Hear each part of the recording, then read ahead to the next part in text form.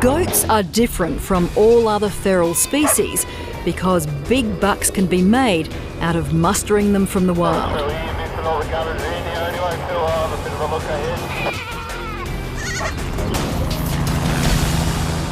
They're loaded onto trucks and sent off to the abattoir. Yeah, it's a massive turnover now. A B-double comes in and that can be worth 100,000. There's definitely people who've still got that smelly goat kind of feeling about it.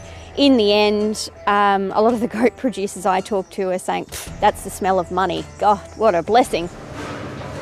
Australia is the world's largest exporter of goat meat, driven largely by demand from, of all places, the USA. The US, we have a lot of Hispanic or Muslim populations that are really familiar with goat meat. They use it, it's part of their culture.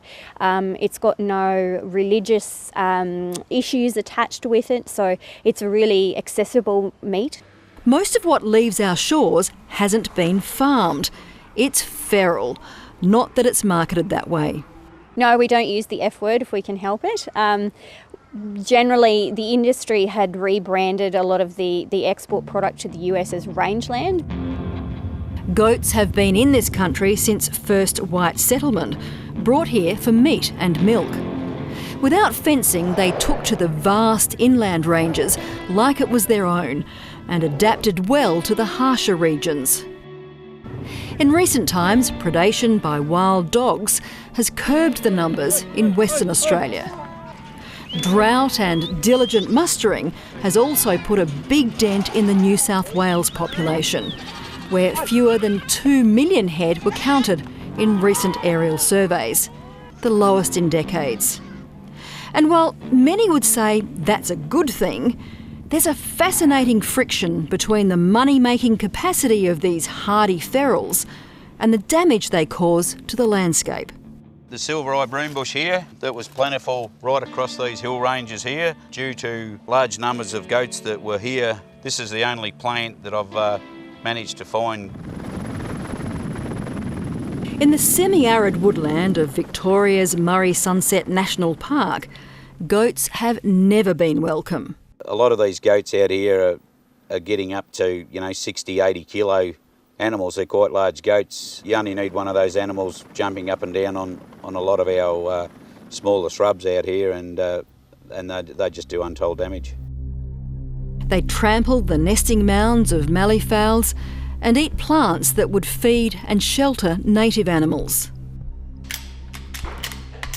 In 2003, Parks Victoria brought in volunteer sporting shooters. Shooting is the only way to cull these animals down to a realistic number. And it gives the native wildlife a fair chance. Over the past 15 years, up to 6,000 goats have been shot in the park and surrounding farmland. Aerial and ground shooting has also been rolled out in several other Victorian national parks. Another good 10 big billies taken out of the park that won't do any more damage. We can see that we're actually making a big difference out here now, and we're coming back to a better looking country now than what we had 8 years ago. Goats are adaptable. On South Australia's Kangaroo Island, they can cling to the side of cliffs while munching on precious native vegetation. From their gut samples, we've found that they eat over 70 plant species. Most of them are native species. About 90% of what's been found in the stomachs of the island's goats is drooping sheoak, which just happens to be the only food the endangered glossy black cockatoo will eat.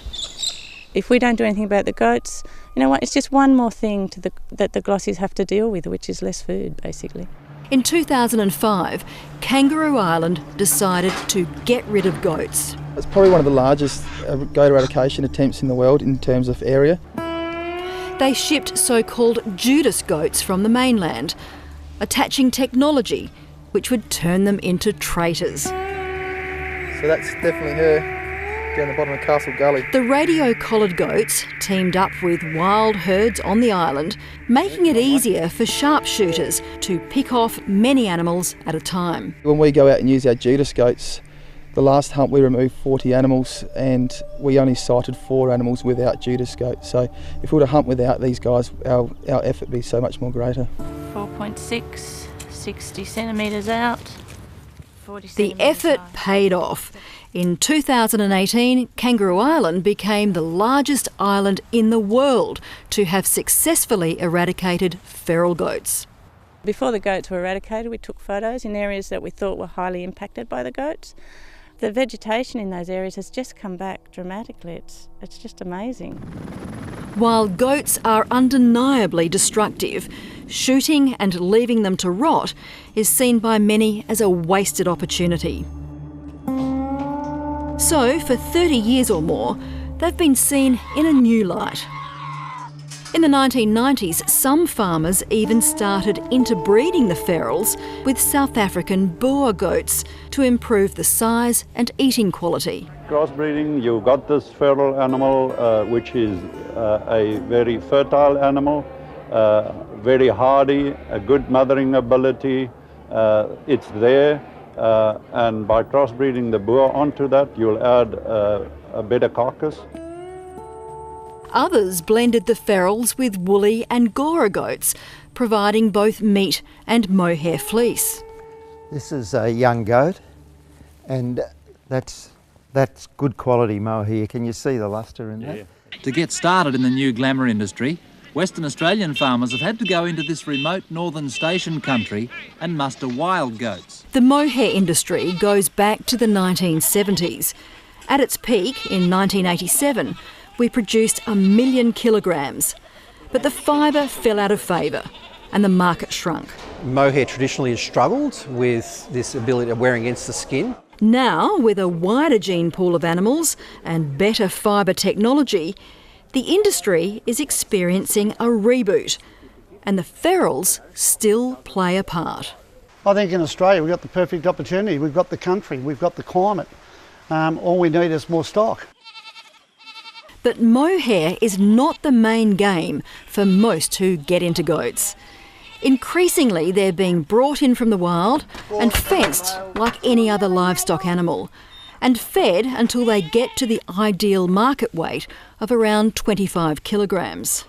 There's even been a series of trials to test what sort of supplementary feeding is worthwhile. Emma Patterson and Jake Berghofer were part of one of those trials. They run about 2,000 former ferals on their southwest Queensland property. We went into them because we needed to financially, and now we can see there's a real viability in it, so we're going to keep building on that. We haven't looked back. Whenever we can now, we're fencing. Yeah, it's been our main cash flow. It's that producer mentality of using the resources you've got to the best of your ability, and I think that's what's happening. A lot of the producers out in Western Queensland and Western New South Wales over the last 20 years without goats would have gone bankrupt. But it's not an option open to all in the outback. While in New South Wales and Queensland, pastoralists and lawmakers are very supportive of the rangeland goat industry, in South Australia it's a very different story. SA has always been about killing goats so they don't cause so much environmental damage, especially in sensitive spots like the Flinders Ranges. While South Australian pastoralists can muster and immediately sell, they can't hold the animals behind fences, breed and feed like their interstate counterparts can. We're certainly holding the goat industry back.